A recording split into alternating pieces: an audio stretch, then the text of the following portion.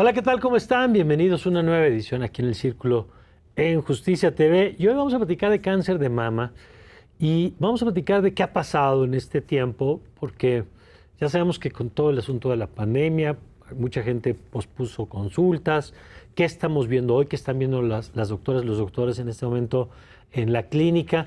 Y de todo eso vamos a platicar con la doctora Betsabe Hernández, ella es su directora médica en FUCAM, que es una de las instituciones pues clave para atender estos temas desde hace muchos años, que hace una labor social importantísima. Y también está con nosotros el doctor Edgar Mercado, director médico en Vidabuela, a quien le agradezco mucho también que nos acompañe. Doctora, qué gusto. Gracias, Gracias, Mario. doctor. Gracias por estar Mario. acá. Qué gusto. Gracias a los dos. Y yo quisiera, doctora, empezar por el asunto de la pandemia, que parece mentira, pero tenemos que seguir hablando de cómo eso cambió muchas cosas. Y hemos escuchado cómo pues, un montón de consultas o de revisiones que no se hicieron se ha visto reflejado después en indicadores que en la pandemia de pronto se cayeron, ¿no? Detección de VIH y bajó, y cáncer y bajó. Y lo que parecería ser una buena noticia en realidad pues encubre que dejamos de revisar muchas cosas, ¿no? Así es, Mario. Efectivamente, más que haya bajado, ¿no? La incidencia del cáncer de mama, bajó el diagnóstico porque las mujeres simple y sencillamente pues se empezaron a quedar en su casa, ¿no? Nos decían, Exacto. quédate en casa. Sí, sí, sí. Entonces ahorita, desde 2021, empezamos a ver la historia de esas mujeres que todo 2020 no se hicieron estudio, algunas que incluso todo 2021 no se hicieron estudio. ¿Qué pasa ahorita? Que están llegando con tumores avanzados porque su último estudio fue 2019 y no, pues no me había hecho nada. Y algunas otras que sí intentaron hacerlo, pero pues sabemos que en nuestro país y en todo el mundo la atención se cambió las prioridades, fue claro. Obviamente a todo lo de COVID. Entonces, por más que quisieran atenderse, pues no había lugares para atenderse. Pero pues el cáncer no paró, ¿no? O sea, el cáncer no estaba diciendo, ay, ahorita hay COVID, me voy a esperar, ¿no? Claro. Entonces, sí, desafortunadamente estamos viendo este fenómeno de detectar todavía pacientes en etapas un poquito más avanzadas de lo que normalmente de por sí ya en nuestro país es, que normalmente encontramos etapas más avanzadas que en países de primer mundo. Ok, que eso me parece un buen dato que ahorita vamos a revisar con nuestros invitados, de por qué, ¿no? Y qué nos está faltando en la parte, o fallando en la parte de detección oportuna, y qué diferencia hace. Pero yo quisiera conocer primero, doctor, tu perspectiva sobre esto. ¿Qué estás viendo sobre las secuelas de esta parte de haber pospuesto muchas citas y consultas? Gracias. Fíjate, Mario, que una de las cosas que se pretendía hacer cuando comenzó la pandemia era darle prioridad al COVID. Y así fue, y me parece que al principio fue una muy buena estrategia, se evitaron muchos contagios. Se calculaba que aproximadamente el 30% de las mujeres no tendrían una afectación por este tipo de padecimientos, suponiendo que nos quedáramos en casa 3 meses máximo, y esto se fue alargando. Entonces, no hubo una detección oportuna, el cáncer no paró, los tumores siguieron creciendo y muchas veces lo que se pudo haber detectado a tiempo en estadios bastante tempranos, a lo mejor hasta curándolos o haciendo el tratamiento con algún tipo de cirugía primero y cómo siguen los tratamientos, ya no pasó. Entonces ahorita nos estamos enfrentando a temas de tratar a las pacientes que quedaron pendientes más las que se iban a diagnosticar y entonces, en estas fechas. ¿La demanda que tienes hoy es mucho más alta que lo que tenían año con año? Es mucho más alta y me parece que los servicios de salud, sobre todo los públicos, hoy están muy apretados en su agenda. Han estado haciendo hasta lo imposible por seguir haciendo las recuperaciones de esos diagnósticos, pero definitivamente es un tema bastante álgido el que nos aborda en estos momentos. ¿Ustedes están viendo lo mismo? Que ya luego platicaremos que los temas de política pública, cómo han impactado en la atención también de este tema.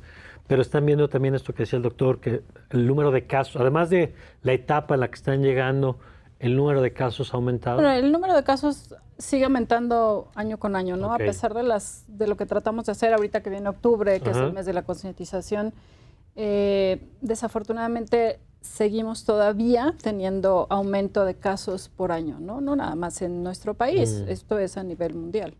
Entiendo además que este es el cáncer más frecuente en mujer. Efectivamente es el cáncer número 1 en las mujeres y es la primera causa de muerte por cáncer en las mujeres en edad reproductiva, lo cual tiene una implicación pues no solo en salud, ¿no? Claro. O sea, a nivel social, a nivel económico, el impacto es muy grande y por eso el cáncer de mama se sigue considerando un problema de salud pública. De acuerdo. Nada más para hacer esto que apuntaban sobre los casos detectados tardíos, cuando vemos las cifras del exceso de muerte, y le prometo que vamos a ser más positivos en el resto del programa, y vamos a hablar de la detección oportuna y de tratamientos, y lo último que queremos es bajonear a nadie, pero nada más para entender que cuando hablamos del excedente de muerte en las cifras de INEGI y estas, y metemos en la bolsa, claro, ahí están los casos de COVID, pero están todos estos casos, hipertensiones y los que nos acaban de contar ahora, de personas que no se atendieron, por lo que ya le explicaron acá, y que de pronto se ven reflejados en esos incrementos. Entonces, nada más esas cifras, cuando usted escuche esa noticia, pues acuérdese de lo que estamos platicando acá, porque es la correlación, digamos, es el dato que tiene que ver con lo que nos están diciendo acá. Ahora, vamos con el ABC del tema, doctor, si me lo permites. El cáncer de mama es un tema del que hemos escuchado, del que hemos hablado, pero no es suficiente, claramente, y tenemos que seguirlo haciendo, además, y los medios tenemos una responsabilidad de seguirlo haciendo. Y yo quisiera, doctor, que nos platiques un poco de, a ver, qué características tiene, cuál es la edad promedio en la que se presenta, y vamos a ir desglosando, si les parece, el tema a lo largo del programa. Gracias. Me parece importante primero comenzar con el tema de la edad promedio. En México, aproximadamente a los 49 años es la mayor tasa de incidencia. Okay. Sin embargo, se presenta en mujeres desde los 30 hasta los 60 años, principalmente en mujeres que han cursado con cambios hormonales por diferentes tipos de situaciones en el transcurso de su vida. El cáncer es un crecimiento desordenado de células, específicamente en la mama. Lo principal es a nivel ductal, en la glándula como tal. Bueno, hay cuatro factores que principalmente hay que ver aquí. Lo primero son los factores biológicos o genéticos, ¿no? Son cosas que no podemos directamente hacer algo por esos factores. Lo otro son los factores ambientales. Poco podemos hacer por los factores ambientales. Otro factor más son los temas ginecológicos, que es lo que comentaba en relación a cambios hormonales, sobre todo pacientes que han utilizado hormonales durante mucho tiempo, estrógenos, pacientes que ya tenían la incidencia de cáncer de mama en familia directa principalmente, menarcas tempranas. ¿Qué es eso? Que empiecen a menstruar a una muy temprana edad o que su periodo menopáusico o posmenopáusico haya durado mucho o haya sido a una edad muy tardía también. Y otro factor que es uno de los más importantes, me parece, y con los que sí podemos hacer mucho, que son meramente preventivos, son temas de salud en relación a temas metabólicos, ingesta de alimentación saludable, etcétera. Muy bien, me encanta porque ahí nos pone el menú el doctor de los temas para irlos desarrollando. Y yo quisiera empezar nada más detenerme, doctora, en el tema de la edad. ¿Por qué en esa edad es cuando se presenta más? Y sí, porque entiendo que no es lo mismo en diferentes tipos de cáncer que se presentan necesariamente en este periodo entendiendo lo que dicen de que el periodo puede ser muy amplio, pero que particularmente en este periodo es donde se presentan más casos. Hay dos picos de incidencia del cáncer de mama. Uno es, como ya lo mencionó el doctor, alrededor de los 50 y el otro es alrededor de los 70. En términos generales decimos que el cáncer de mama, a mayor edad, mayor factor de riesgo. Y algo muy curioso que pasa, como ya lo comentó Edgar, en México se presenta más o menos 10 años antes, una década antes, de lo que vemos en los países desarrollados. ¿Y sabes por qué? Aquí no sabemos exactamente cuál es el fenómeno, pero aquí es alrededor de los 50 y en el resto del mundo es alrededor de los 60. Por eso en las políticas de detección oportuna, ¿no? Está empezarse a hacer su mastografía a partir de los 40 años. ¿No? ¿En otras partes no está recomendado? En otras partes es a partir de los 50. ¿No? En nuestro país debe ser a partir de los 40 en términos generales, ¿no? Y como dice él, una cosa es los factores de riesgo que podemos modificar, que son esos modificables como el estilo de vida, ¿no? Que pareciera mentira, pero efectivamente hay que irnos hasta allá. Lo que comemos, la actividad física que hacemos y los cambios que hemos tenido como sociedad, es decir, las mujeres ya no se quieren embarazar a lo mejor tan jóvenes Y esto que nos cambia la ventana estrogénica, que es esa exposición a los estrógenos, a las hormonas femeninas, pues hace que la mujer, no estamos diciendo que, bueno, es tu culpa porque no te embarazaste pronto, pero son los fenómenos que hemos estado viendo, ¿no? No es un tema de culpa, es un tema de explicación de qué la variables mujer que juegan. nunca se embaraza o que se embaraza después de los 30 años tiene más riesgo que la que se embaraza antes, ¿no? El tipo de dieta que llevamos, ya muy occidentalizada, muy industrializada. A ver, déjeme detenerme en esa parte, doctora, porque y ya luego volveremos también sobre la parte genética y si se puede detectar y si tiene sentido detectarlo y qué implicaciones tiene. Todo eso lo vamos a revisar ahora. Pero déjenme detenerme en la dieta, que la han mencionado varias veces. ¿Qué tipo de dieta, o si es un tema de sobrepeso, si es un tipo de cierto tipo de alimentos? ¿Qué sabemos sobre el tema de la dieta? Tiene más que ver efectivamente con el sobrepeso, es decir, el factor de riesgo como tal es el índice de masa corporal alto. No es como una dieta en particular que uno diga, muchas veces se cree, ¿no? Que, es que los alimentos con soya o que me han dicho, doctora, que si como semillas esto me va a dar cáncer. No, eso es otra cosa. Eso es para dolor mamario y no tiene nada que ver con cáncer, ¿no? Pero es más bien el hecho de tener un índice de masa corporal, es decir, obesidad, sobrepeso, ¿no? Esto es lo que lleva directamente. ¿Por qué? Porque en la grasa, los estrógenos, que son las hormonas femeninas, la grasa se convierte a estrógenos, o sea, se metaboliza. Entonces, o sea, la grasa del cuerpo a las mujeres puede convertir en estrógenos y entonces, claro, una mujer con mayor grasa, o sea, más obesa, tiene más exposición a estrógenos. Y más estrógeno puede significar, por el tema hormonal. Es lo que estimula el tejido mamario. Los estrógenos son las hormonas femeninas que estimulan el tejido mamario. Por eso una mujer, como decía él, que empieza a menstruar de manera muy temprana y deja de menstruar de manera muy tardía, tiene más estrógeno tiene todo a lo largo ese de su tiempo, vida. más estrógenos, más exposición. La mujer cuando se embaraza, bajan sus estrógenos. Y la que no se embaraza, pues todos esos estrógenos se mantienen altos. Pues todo esto está en relación a mayor factor de riesgo. Déjeme preguntar, a ver, a lo mejor estoy diciendo una tontería, pero si eso es una variable, ¿no se puede un poco administrar o controlar preventivamente? Pues es que sería como muy poco ético que tú le digas a una mujer, a ver, embarázate antes de los 30. Pero me refiero a la parte de los... O sea, si sabemos que no se puede. No lo puede uno, digo, con medicamentos, pero eso también lleva a otras cosas, ¿no? Otros riesgos. Ahora, está el tema entonces de la obesidad, el sobrepeso, pero mencionaban ustedes estilo de vida también. ¿Qué otras variables ahí pueden jugar? En el estilo de vida está principalmente el tema dietético. Algo que mencionó ahorita la doctora, y hay que saberlo relacionar con cómo estamos a nivel números en México.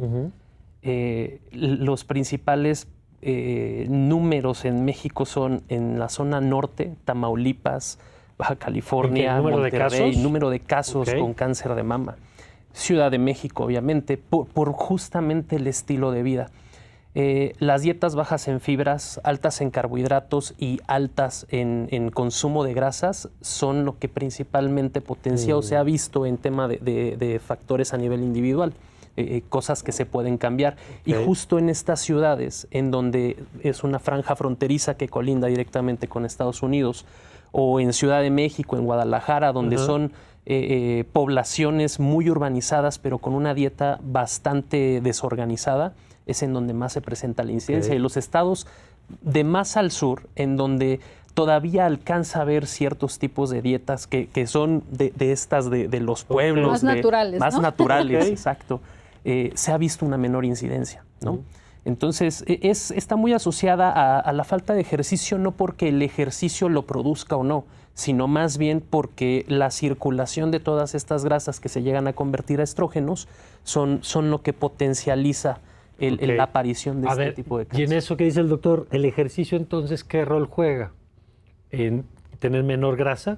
Claro, uno de los roles es en tener menos o mantener el peso, ¿no? Es uno de los efectos. Y otra cosa que ahorita relacionado a lo que él comenta, efectivamente en los estados más al sureste sí vemos menor incidencia, pero por el tipo de estados que son más pobres, el diagnóstico es más tardío. Claro. Generalmente las pacientes que nosotros diagnosticamos de Guerrero, de Oaxaca, de Chiapas, casi siempre nos llegan en etapas más avanzadas, ¿no? Entonces, sí el diagnóstico es en menos cantidad, menos incidencia, pero generalmente están más avanzados. Ok, ahora decía el doctor que hay 4 factores y uno de estos era lo que está en nuestra cancha, que es importante porque justamente eso sí lo puedes controlar. La parte genética, pues no optas, Claro. tú validas qué genes te tocan y cuáles no, pero el tipo de alimentación y el tipo de ejercicio que se hace, sí. Pero déjame regresar a la parte genética, porque yo entiendo que conforme avanza medicina genómica y todo esto, tenemos más información para saber la predisposición que puede tener una persona, pues, para desarrollar algún tipo de enfermedad. En el caso, por ejemplo, del cáncer de mama, ¿qué tan identificado está? ¿Qué tan fácil es identificarlo? Y sobre todo si hay alguna utilidad de saberlo. Claro, hay una utilidad bastante amplia en saber si uno es portador de genes que predisponen a la aparición del cáncer. Lamentablemente no se puede hacer en todos los estadios de la edad de las personas, porque a veces o no están expresados en las mediciones en las que se necesita saber si se va a presentar la enfermedad, o no es el tiempo en el cual se somete a investigación a un paciente, ¿no? Los principales genes que sonaron desde hace un par de años por el tema de algunos artistas que se sometieron a mastectomías de manera bilateral, justo haciéndolo. Sí, como preventivo, decir, ahí está el gen, Sí. y como tengo el gen al riesgo de desarrollar, hago la operación previa, ¿no? Es correcto. Los principales son BRA1 y BRA2. Son los más conocidos, existen algunos otros, pero son los más conocidos. Cuando estos se presentan, indudablemente tiene la paciente una mayor predisposición a tener cáncer de mama. Ahora, no se recomienda realizar este tamizaje, sino hasta que la paciente tenga 30 años aproximadamente o 10 años antes de que en su línea directa haya aparecido el cáncer de mama. Pero probablemente la doctora nos pueda dar un poquito más de explicación al respecto, pero más o menos así es como se empieza a tamizar a las personas en relación a lo genético. ¿Y cuál es la utilidad? Porque entiendo que esto es la medida extrema, digamos, la de la operación, ¿no? Pero aquí, efectivamente, determinar estos genes de mutación que si están mutados estos genes, nos aumenta el riesgo, como ya lo dijo el doctor. La utilidad real es la prevención. Exacto. Cuando hablamos en términos generales de prevención de cáncer de mama, no, estamos hablando de detección oportuna, cuando hacemos la mastografía a tiempo. O sea, no quiere decir que no te puedas tener. Pero con los genes, aquí sí es una prevención real, siempre y cuando hagamos una intervención terapéutica, que lo mencionaste ahorita, Mario, que es la cirugía. Ahora, efectivamente, esta determinación de estos genes no es para todo el mundo. No es como que yo diga, ay, estoy aburrida, no tengo que hacer, me voy a hacer la prueba una determinación de BRCA, ¿no? Antes de pedir este estudio, es un estudio que se hace en pacientes de alto riesgo. Es decir, en aquellas mujeres que ya tuvieron un cáncer y fueron mujeres muy jóvenes, o tienen mamá, hermana, una tía, o sea, un familiar en línea directa o dos en línea indirecta, ¿no? Que son de segundo grado, como tía, abuela. Pero cuando tienen un familiar en línea directa, estas pacientes tienen que ir a este estudio. Ahora, ahí entra también la cuestión ética y lo que decía él de la edad. Yo, si tengo una paciente muy joven de 30 años con cáncer de mama y ella tiene una hija de 10 años, pues a lo mejor a esa niña de 10 años en ese momento no se lo voy a hacer, porque solo la voy a someter a ella y a la mamá a un estrés de por vida, ¿no? Entonces, sí, probablemente en un determinado tiempo, cuando ya podamos ahora sí hacer una intervención terapéutica o preventiva, entonces se le hará, pero probablemente a los 10 años no me va a servir, excepto para estresarla. Tiene un tiempo para hacerlo. Ahora, hay mujeres que me dicen, yo no quiero saber nunca. Está bien, no te lo hagas, solo tienes que saber que por los familiares que tienes más riesgo. Si no te quieres hacer el estudio, porque no te vas a hacer una intervención. Significa que hay más probabilidad de desarrollar. Efectivamente, mucha más probabilidad. O sea, sí es casi no un 100%, pero de acuerdo a los genes, uno es 60, el otro es 80% de probabilidad a lo largo de su vida. Pero si la mujer dice, yo, aunque me lo hagas, no me voy a intervenir, no me voy a hacer una mastectomía reductora de riesgo, que eso significa quitar las mamas para disminuir el riesgo de cáncer, pues entonces no te lo hago, porque solo vas a gastar, solo vas a estresar y no quieres hacerte nada, entonces ahí muere, ¿no? Pero efectivamente no es un estudio para todas las pacientes. Sin embargo, esa es la verdadera prevención. Lo otro es detección oportuna. De acuerdo. Prevención es esto y prevención es que, bueno, mejoremos el estilo de vida, que mejoremos la ¿Y alimentación. qué tanto, nada más para cerrar este tema, y ahorita que regresemos con la detección oportuna y la parte de los tratamientos también, que nos expliquen y qué implica detectarlo en un momento y en otro y cómo ha cambiado los tratamientos a lo largo de los años? Pero nada más para esta parte, ¿qué peso? Yo sé que son multifactoriales y que no hay una fórmula única, pero el tema de la alimentación y el ejercicio, con lo que ya nos explicaron que tiene que ver con el tema de la grasa, ¿qué tanto pesa como factor en el desarrollo?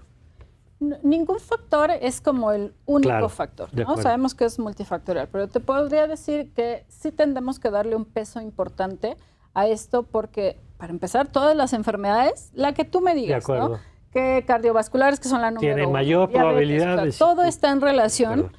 a estilo de vida, ejercicio, alimentación, y si no cambiamos esto desde niños, ¿no? Si no entendemos que eso se tiene que modificar desde la infancia, o decimos, no, pues eso no tiene nada que ver. Claro que tiene que ver. A través de los años esto nos va modificando, no solo cáncer de mama, cáncer de colon, cáncer de acuerdo. estómago y un montón de otras enfermedades. De acuerdo. Vamos a hacer, si me lo permite, una pausa y ahora vamos a regresar con los doctores para hablar del tema justamente de la detección oportuna, que se ha hablado, pero que se tiene que hacer, interiorizar y cambiar culturalmente este tema.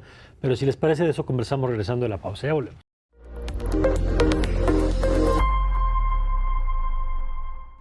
Bueno, estamos de vuelta. A ver, doctor, yo quisiera platicar de la parte de la detección oportuna. Ya nos hablaban hace rato del estudio genético, ya fue muy clara la doctora de que en qué casos sí y cuál es la utilidad y para quién es recomendado y en qué momento de la vida, que me parece muy importante tener la mesura para tener esa información. Pero la parte de la detección oportuna, esa sí es de aplicación general, digamos, Sí. y cómo se hace y cuál es la importancia que tiene. Claro. La doctora mencionó un dato bien importante hace rato. Se presenta en México específicamente y probablemente nos cueste un poquito más de trabajo identificar el por qué tan específicamente 10 años antes. Entonces, se recomienda que lo primero siempre va a ser la exploración, la autoexploración. Es un tema bastante cultural porque hay bastantes tabús acerca de eso y no ha permeado en toda la población todavía, pero lo primero siempre va a ser la autoexploración. Se recomienda comenzar a hacer la autoexploración en pacientes femeninos principalmente, porque también se presenta en hombres, aunque con un muy bajo porcentaje, pero en pacientes femeninos a partir de los 20 años, la autoexploración. A partir de los 25 se recomienda la asistencia de personal sanitario, que puede ser directamente ¿A partir de cuándo? de los 25 años. La asistencia de personal sanitario, o sea, hacer una exploración meramente ya clínica, ya no nada más la autoexploración de la paciente. Y a partir de esa edad se pueden hacer ultrasonidos de seguimiento, pero importantísimo que a partir de los 40 sí se realice la mastografía. Se recomienda cada 2 años en las pacientes como seguimiento. Puede reducirse el tiempo y depende de los factores de riesgo de cada persona, de la historia familiar de la persona. Quien si se tenga presenta más de riesgo, manera obviamente, tiene que hacerse con mayor Así frecuencia. Así es. Y actualmente la parte de la autoexploración se enseña en niveles públicos y en niveles privados, en medicina preventiva, en primer nivel de atención, en segundo nivel de atención, en tercer nivel de atención. El primer nivel de atención es uno de los más importantes porque es el que te enseña donde se directamente detecta, a prevenir. claro. Y la técnica, la verdad es que no es bastante complicada, te lleva un par de minutos y lo importante es que si sientes una tumoración, un bultito, dicho coloquialmente, puedas tener un apropiado rescate médico, ¿no? Que puedas acudir directamente con el personal y que te puedan diagnosticar a tiempo. A ver, entonces, en el tema de la exploración, vamos a detenernos un poquito ahí. ¿Cuáles son las claves, digamos? Porque supongo que como en muchas cosas se puede hacer y se puede hacer mal o se puede hacer bien. Entonces, ¿cada cuándo y cuáles son las claves? Yo siempre le digo a las mujeres, esta conciencia que estamos todavía creo que todavía no lo suficiente, ¿no? Pero creando en nuestras jóvenes, porque empezamos a los 20 años, como bien lo dice Edgar. Yo creo que a los 20 años alguien me dijera, oye, te tienes que empezar a revisar. La verdad es que hace años nadie nos decía. Ahora cada vez ya la mujer, con las redes sociales, todo esto nos ha ayudado un poquito a hacer difusión. Y obviamente las primeras preguntas de las mujeres es, oiga doctora, pero yo si me reviso, pues toco puras bolas. ¿Cómo voy a saber qué es lo correcto y lo que no? Siempre les digo que cuando ellas empiecen a revisarse, que tiene que ser una vez al mes, de acuerdo a su ciclo menstrual. Si ellas son regulares, si empiezan a menstruar, por ejemplo, el día 1 de octubre, se van a revisar entre el día 5 y el día 10 de su periodo, entre esos días que ellas escojan, ¿no? Si la mujer ya no menstrua, entonces ella escogerá un día del mes que se quiera revisar. ¿Por qué tiene que ser en esos días? Porque es cuando mejor se puede tocar la glándula y la puede revisar, ¿ok? Entonces, yo les digo, bueno, si ustedes tocan puras bolitas, pero al otro mes tocan exactamente lo mismo y al otro mes lo mismo, y al otro dicen, oh, esta no es la bolita normal, porque el tejido mamario es un tejido nodular, ¿no? O sea, no es un tejido completamente liso. Ellas pueden ir sintiendo a lo mejor en algunas zonas fibrosis, en otras más aguadito que puede ser tejido graso, ¿no? Entonces, cuando una mujer se va aprendiendo a explorar, en el momento en que ella va a ser la primera en decir, esto no estaba ahí, ¿no? O mi pezón no estaba así volteado, o no estaba sumido. Entonces, cualquier variación en el pezón. Exacto, cualquier variación en el pezón, que haya secreción, que se hunda, que se voltee hacia algún lado, cualquier cambio en la coloración de la piel o en la consistencia de la piel que ellas noten, o por supuesto un nódulo, alguna bolita, una protuberancia que no tenía, que no se tocaba, es importante acudir a una revisión. Porque puede ser o no puede, o sea, puede ser otra variable. La mayoría de las veces probablemente no va a ser, pero el no quedarse con, es que yo pensé que era normal, ¿no? Que es la historia de muchas pacientes. O peor aún, es que acudí con mi médico de primer contacto y me dijo que era una bolita de grasa, porque ese es otro problema, que ahorita a lo mejor vamos a hablar más de eso, pero desafortunadamente los oncólogos no somos los médicos de primer contacto. Las pacientes no llegan de inicio con nosotros. No, cuando llegas con un oncólogo es porque ya alguien te dijo. Se tocan una bolita y no están pensando, ay, voy con mi oncólogo, ¿no? Se tocan una bolita y voy con mi médico general o con mi ginecólogo. Son los primeros. Entonces, ¿qué tenemos que hacer en México como país? Pues enseñar a nuestros médicos de primer contacto a saber en qué momento ellos tienen que referir a una paciente, ahora sí con el especialista, con el oncólogo, ¿no? Si nosotros desde ahí ya le dicen a la paciente, no te preocupes, tienes 30, no hombre, no, regresan 10 años a los 40, o no, eso es una bolita de grasa, y si la paciente se queda con eso, ya desde ahí rompimos todo ese proceso de una detección oportuna, porque la paciente iba bien, se revisó, fue con el médico, y el médico, ni te apures, todo está bien. Entonces, desde ahí tenemos que a ver, entonces, ese era el tema de la exploración. Ahí hay algunos datos, no sé si el doctor quiere agregar alguno, pero si no, oye, vamos al tema de la mastografía, que entonces ya empezamos una revisión de otro tipo. ¿Y cuál es la importancia y qué es lo que ve distinto al tema de la exploración? Quisiera agregar algo a los comentarios de la doctora. Mi experiencia trabajando en algunas empresas de servicios de salud me dice que muchas veces, y es un tema igual educativo, muchas veces el paciente ya quiere ir con el especialista sin haber hecho una detección previa de nada. Se da con el otorrino porque quieren ir con el otorrino o el neumólogo por un resfriado común, el cual pudo haber sido tratado con un médico de primer contacto. Y en México, principalmente en países latinoamericanos, se ha degradado mucho el tema del médico de cabecera, médico general, y entonces todo es quiero ir con el especialista. Y comentó algo súper importante la doctora, y me parece que además de la educación que podamos tener como médicos de primer contacto, también existen muchos medios tecnológicos en la actualidad a los cuales se puede acudir de manera directa para una intervención temprana, si bien a lo mejor con temas de telemedicina no se va a hacer una exploración en vivo, sí hay temas educativos que le transmites al paciente. Entonces, nada más como complemento a lo que dice la doctora, es súper importante el médico de primer nivel siempre. De acuerdo, ¿no? Y hay que darles el lugar que tienen, porque en efecto esa es la puerta de entrada para todo el sistema de salud.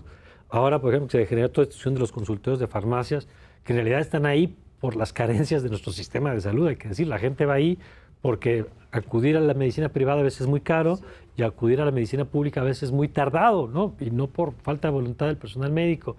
Entonces, tener personal capacitado en ese nivel que te sepa canalizar y darle el lugar que tiene me parece fundamental. Yo siempre he dicho que los médicos generales, es más difícil ser médico general porque toca ver de todo, ¿no? Ya uno se va a un área y dices, yo esto pues ya ni me acuerdo, ya ni lo veo. Claro. Pero el médico general tiene que estar actualizado en todo, porque es efectivamente quien tiene que decir esto si aquí o esto lo tengo que derivar a tal, a tal, ¿no? Sí, vaya tarea que tienen.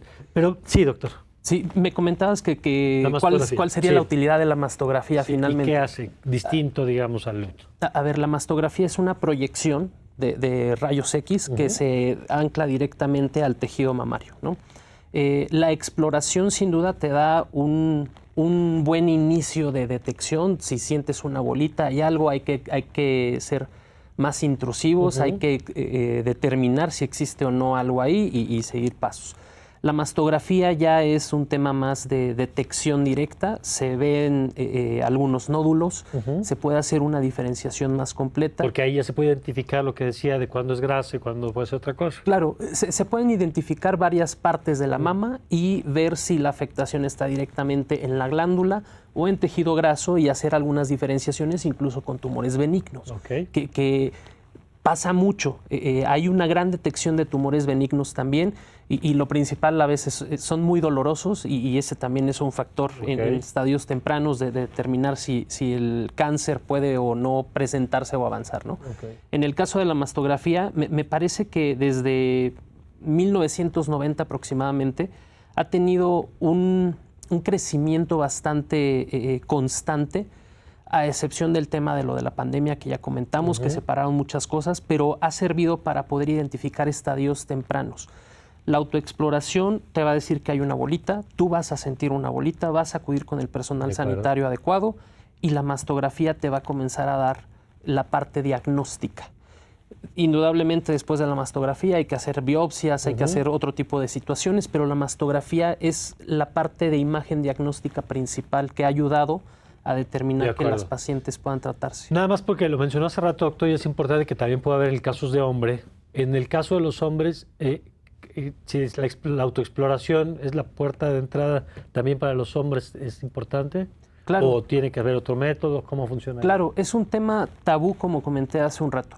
La autoexploración es igual para los hombres que para las mujeres. ¿Y detectar cualquier? Claro, a nivel femenino, la diferenciación en tema entre el sexo femenino y el sexo masculino es que en algunas mujeres existe una mayor predisposición a que la mama crezca por temas estrogénicos, cómo está conformado el tema metabólico de la mujer.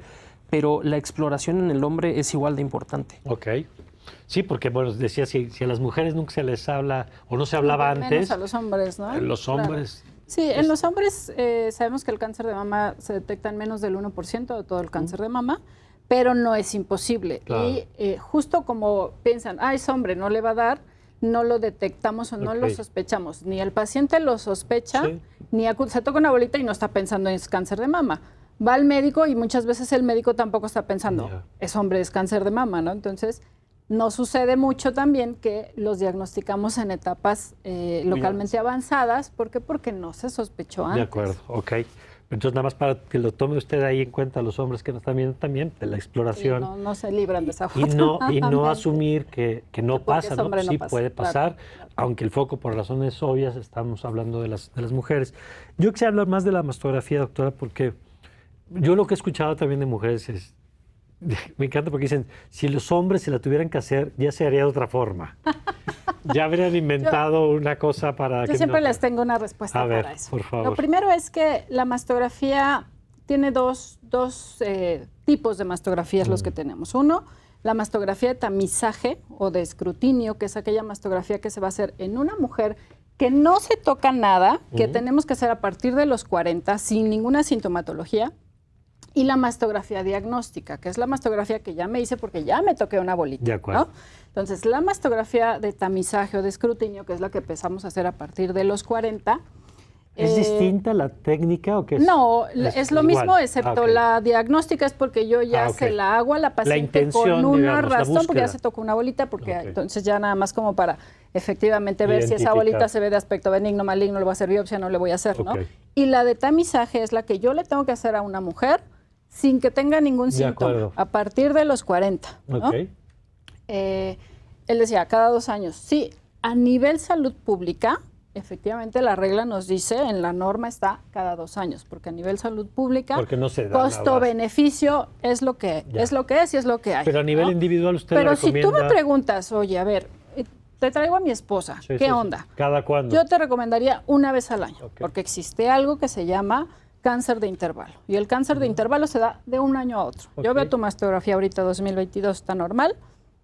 La veo en 2023 y en ese año pudo haber crecido un cáncer perfectamente. Claro. No es lo más común, pero sería lo ideal. Si tú dejaste pasar 2 años, híjole, ¿no? Ya en 2 años ya creció. De acuerdo. ¿No? Entonces, la mastografía de tamizaje es la que hacemos en aquella mujer año con año o cada 2 años, según el lugar, y no necesariamente te tocas algo, porque la intención de esa mastografía de tamizaje es justamente detectar lesiones que no son palpables, es decir, menores a 1 centímetro. Eso es lo idóneo, eso es lo que quisiéramos encontrar en todas las mujeres. Claro. Si me llega a mí una paciente con un tumor de 6 centímetros, con la piel ulcerada, se la tengo que hacer porque quiero ver cómo está la otra mama, ¿no? Claro. Pero ya esa no me va a servir de diagnóstico, me va a servir para ver la otra mama, pero ya sé que estoy viendo ahí y la tengo que biopsiar con o sin mastografía, ¿no? Entonces, esa mastografía de escrutinio o de tamizaje es la que quisiéramos que todas las mujeres se hicieran una vez al año o por lo menos cada 2 años, ¿no? Y otra parte importante, ahorita que entremos a la parte de salud pública, es que se complete ese ciclo, porque muchas veces vemos, señora, ¿cuándo se hizo su mastografía?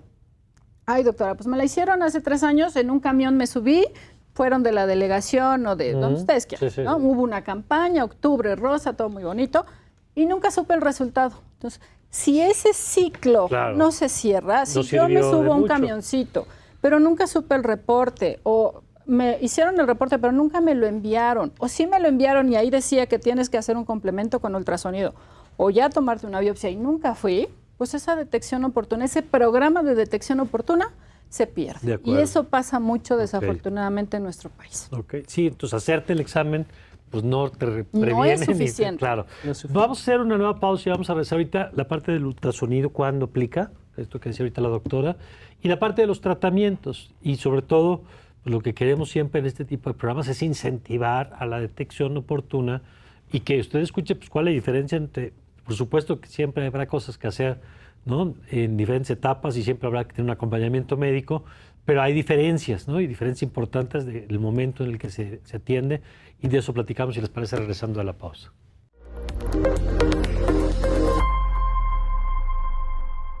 Bueno, estamos de vuelta y nada más para cerrar el tema de las mastografías, que decía yo esto de que dicen, oigan, pero es que es incomodísimo, y si fueran hombres ya habrían inventado otra cosa. Yo siempre les digo a las pacientes que, o sea, son unos segundos. Sí duele, porque depende también del momento del ciclo menstrual en el que esté la paciente. Si uno va previo a los días del periodo menstrual, pues va a molestar más el apretón, ¿no? Y siempre les digo, ¿sabes qué? Duele más una depilación con cera, y la verdad es que las mujeres ahí estamos, ¿no? Por vernos bonitas. Esto también es belleza, o el hecho que tú te cuides, de que estés saludable, mientras estés con salud, es cuidarte, ¿no? Es otra forma de cuidarte, ¿no? No todo es como que nos hagamos las cejas, nos depilemos, o sea. De acuerdo. Y otra cosa importante que quería decirles es que la mastografía, no pensemos que si, es que en mi familia nadie ha tenido cáncer, ¿yo por qué me la voy a hacer? Muchas veces la idea de la mujer es, si en mi familia no ha habido cáncer, yo no estoy en riesgo, ¿no? Yo creo que todas tenemos que pensar que por el simple hecho de ser mujeres, estamos en riesgo, y a partir de los 40 empezamos a porque están todas las otras variables que ya explicaban antes. A ver, doctor, entonces, nada más para cerrar esto, la parte del ultrasonido, porque hemos escuchado que está la autoexploración, decías la autoexploración acompañada del personal médico, el tema de la mastografía y el tema del ultrasonido, ¿cuándo aplica? ¿En qué casos? En pacientes menores a 40 años de manera principal, aunque en pacientes mayores a 40 años, dependiendo de la densidad de la mama, hay que hacer un acompañamiento con ambas técnicas o con alguna técnica modificada para la toma de ¿Qué es lo que mastografía. permite el ultrasonido para ustedes como especialistas que no les da la mastografía? Principalmente hacer la diferenciación con el tipo de imagen entre la localización. La mastografía tiene algunas proyecciones, entonces esas proyecciones pueden llegar a no ser tan claras. El ultrasonido puede aplicarse de manera local y en el reporte te dice exactamente en dónde está. Por otro lado, alcanzas a llegar sobre todo a la parte más posterior a ganglios, que la mama está muy llena de ganglios, es una glándula.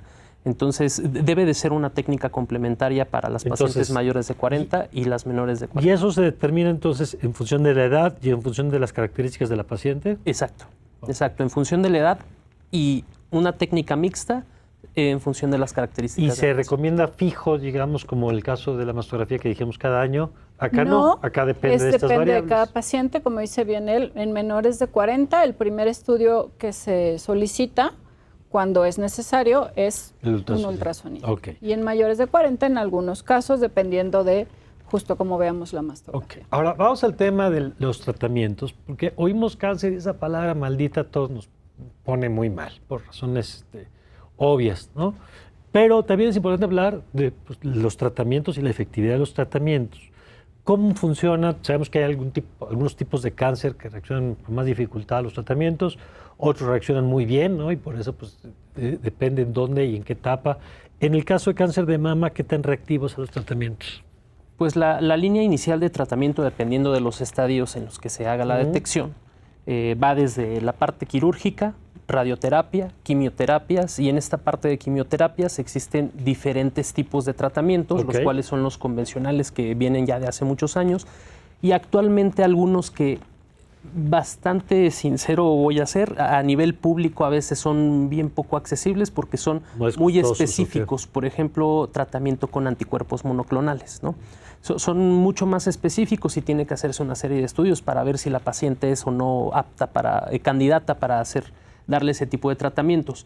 Pero son buenos. La sobrevida de las pacientes con cáncer de mama a más de 5 años, más de 5 años, ya es muy alta, ¿no?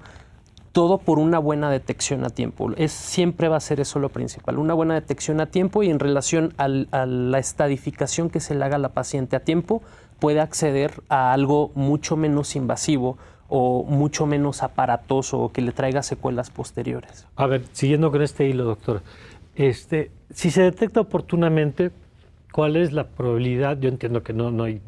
Cada caso es diferente, cada paciente es diferente, sus circunstancias generales de salud, etcétera. Pero en términos generales, digamos, ¿qué tan efectivo puede resultar? El cáncer de mama lo dividimos, como la mayoría de los tipos de cáncer, en 4 etapas, 5 con la etapa 0. Una etapa 0, que es un cáncer in situ, que quiere decir que no se va a otra parte del cuerpo, puede tener una sobrevida a 5 años. La mayoría de los estudios en cáncer son hechos a 5 y a 10 años. Entonces, cuando hablamos de sobrevida, hablamos en general de 5 años, ¿no? Y eso porque ese es el estudio, claro, no porque así son los estudios, claro, exacto, no porque todos los pacientes vayan a vivir 5 años y ya, ¿no? Claro. Exacto. Pero una mujer con cáncer en etapa 0, que así quisiéramos encontrar a todas, vive 95-100% a 5 años, ¿no? Una etapa 1, una etapa 2, puede ser entre el 85-90% con los tratamientos actuales y con el tratamiento correcto, de acuerdo, ¿no? Y las etapas 4 son una etapa ya que ya se fue al pulmón, que ya se fue al hígado. La verdad es que la sobrevida de esas pacientes a 5 años es alrededor del 20-25%, así mucho, ¿no? Y como bien decías tú, bueno, sí, ahora los tratamientos dependen de varias cosas. Uno, de la etapa, o sea, de lo avanzado o no avanzado que esté. Por supuesto, entre más avanzados, los costos, pues en general son mayores. Una de las, digamos, cosas buenas, entre comillas, que ha tenido, que es el cáncer más frecuente en la mujer, es que también hay mucha investigación y muchos tratamientos en cáncer de mama. Entonces, ahora cada vez son más personalizados. Ya no es como que todas, cuando yo estudié oncología, prácticamente todas iban a mastectomía, que es quitar toda la mama, y después a quimio. Hoy no. Hoy no. Hoy se hace muy personalizado dependiendo del reporte de patología, del análisis molecular del tumor, que se llama inmunohistoquímica. ¿Por qué? Porque depende del tipo de tumor. Eso nos da la pauta de decir, ¿sabes qué? Este tumor va a responder mejor primero a quimio, entonces va primero a quimioterapia. Eso me puede permitir que reduzca el tumor y a lo mejor yo no tengo que quitar toda la mama. Puedo retirarlo. A quitar solo lo que quede de tumor residual, ¿no? Entonces, ya es como ir personalizando en cada mujer qué conviene más para ella, ¿no? Entonces hay que tener toda esta serie de estudios previo al tratamiento, ver qué tan avanzado está, ver las características moleculares del tumor para yo poderle decir, sabes que en ti como se llame la paciente, lo que más te recomendamos o lo que te va a funcionar mejor a ti es primero cirugía, luego quimio, luego radio. No, primero quimio, luego cirugía, luego radio. O sea, cada paciente es como que va teniendo su tratamiento más personalizado, pero sí hay algunos tipos de, ya lo decía Edgar, de terapias blanco, no son quimioterapias, pero son tratamientos que se dan sistémicos, es decir, a todo el organismo, que son muy costosos, excesivamente costosos. Y no es que la paciente pueda decidir a mí deme de ese o a mí no me dé porque no tengo, ¿no? Claro. Es de acuerdo a las características moleculares. ¿Y estos medicamentos nuevos qué hacen? Estos medicamentos son, como se llaman terapias blancos, van muy específico a esas células tumorales, ¿no?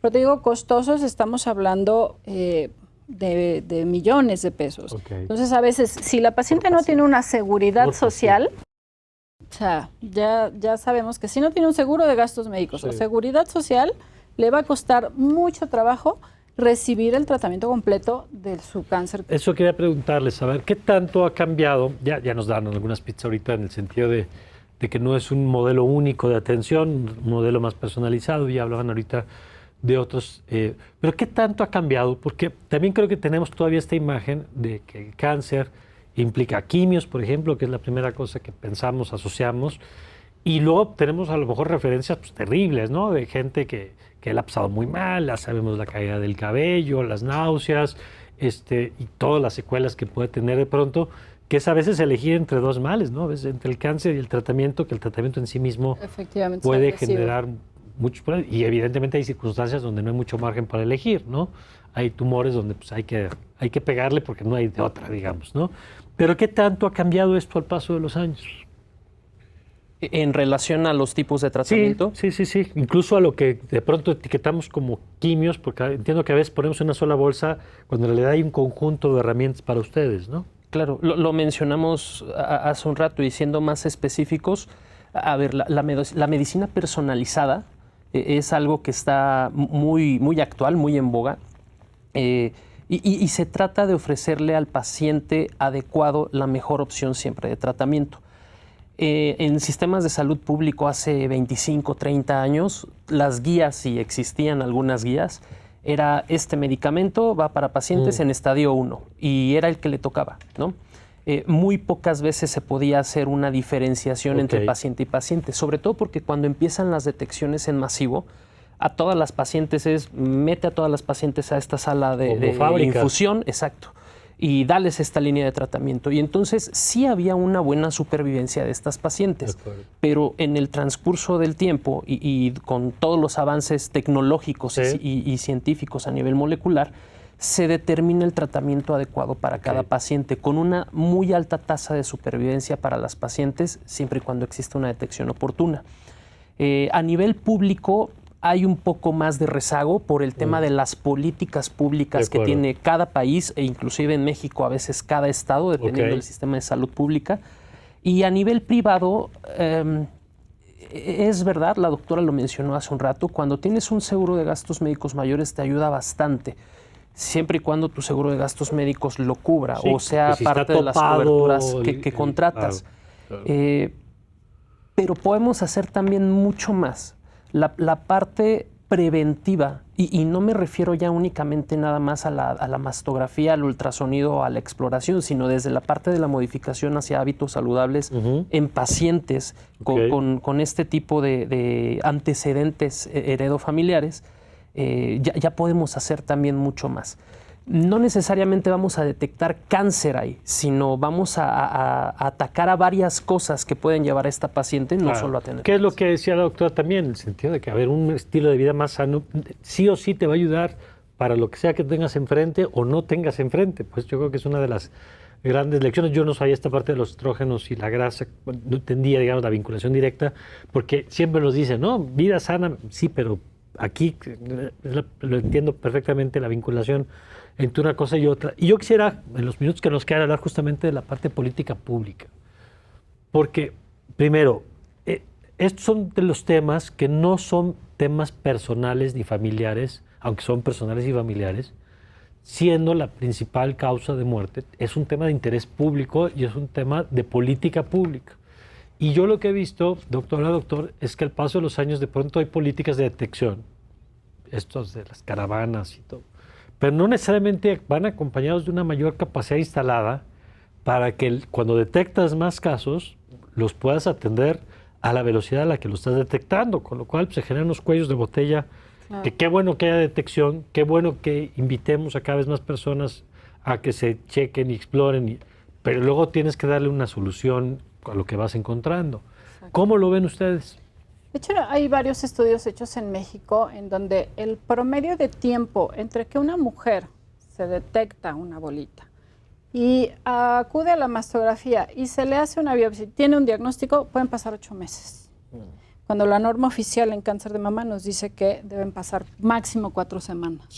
Entonces, estamos de un mes de nos vamos meses. A 8 promedio, meses. Puede ser más tiempo o menos, claro, dependiendo de también qué tan rápido se mueva la paciente y qué tanto le invierta, ¿no? Porque a nivel de salud pública, desafortunadamente estamos todavía muy por abajo de lo que quisiéramos tener, ¿no? O sea, lo que hablábamos hace ratito de ese círculo de cuello, ya me fui a hacer mi mastografía, ¿en cuánto tiempo me van a dar el resultado? Y luego ¿En cuánto tiempo me van a mandar si es que necesito un ultrasonido complementario? Y de ahí en cuánto tiempo, ok, me van a hacer una biopsia, y de ahí en cuánto tiempo me van a pasar con mi segundo nivel de atención. De acuerdo. ¿No? Entonces, creo que esos tiempos todavía son muchos, y a veces no es tema del médico, es tema de la saturación de los hospitales. Sí, claro.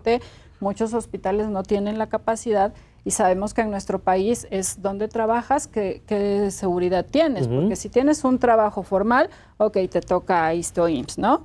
Pero si no, si tienes un trabajo informal... O que si te toca los institutos, pues es el mejor de los mundos en términos de...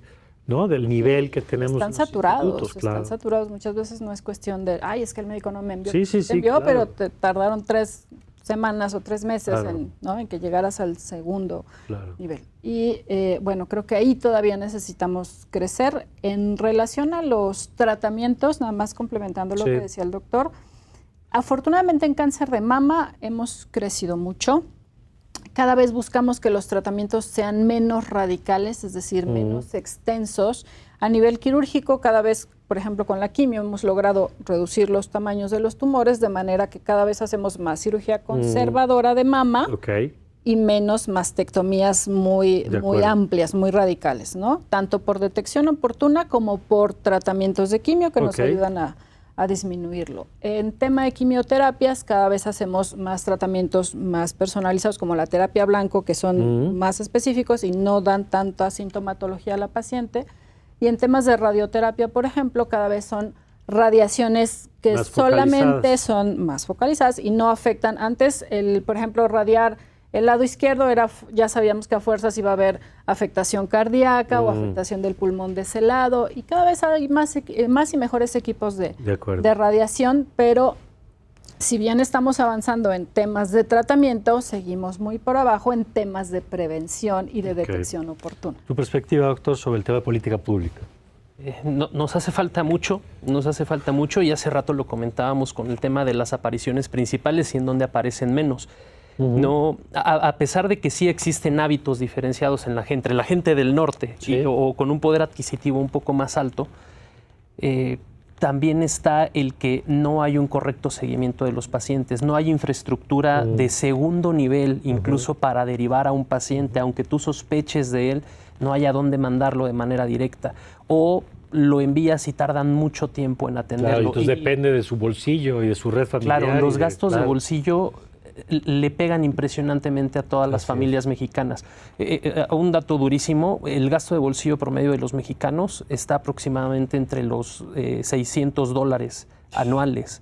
Estos son datos de la OCDE, no me los estoy inventando, y esto es a nivel público. Claro. Entonces, sí nos hace falta mucho, pero también quisiera agregar algo a lo que dijo la doctora. Independientemente de las precariedades o de todo lo que tuviéramos en el sector público, también hace falta mucha concientización y educación para que una vez detectada una patología en estadios primarios, una enfermedad en estadios primarios, la gente no tenga miedo a seguir el tratamiento, porque si no, entonces ya no se puede hacer nada en estadios avanzados por estas personas. Definitivamente la idiosincrasia de nuestras mujeres todavía nos detiene en muchos aspectos, ¿no? Las mujeres aquí en México somos de primero mi familia, primero el esposo, los hijos, ya sé que tengo algo, pero luego voy. sea, veo muchas pacientes que es que estuve cuidando a mi mamá, es que estuve cuidando a mi esposo enfermo. Y aquí se dejan no. hasta el final, Claro. ¿no? Eso por un lado, y por otro, efectivamente, miedo. El hecho de ir a, no, es que pues, el que busca encuentra y entonces mejor no voy, Sí, sí, ¿no? sí. Y todo eso tiene consecuencias. Y yo quisiera nada más, bueno, primero destacar esto, la importancia de restablecer nuestro sistema de protección de salud, el Seguro Popular que se eliminó, el INSABI que no funcionó, el IMSS Bienestar que está en construcción y todavía no sabemos bien a bien qué va a cubrir, ni cuándo, ni cómo.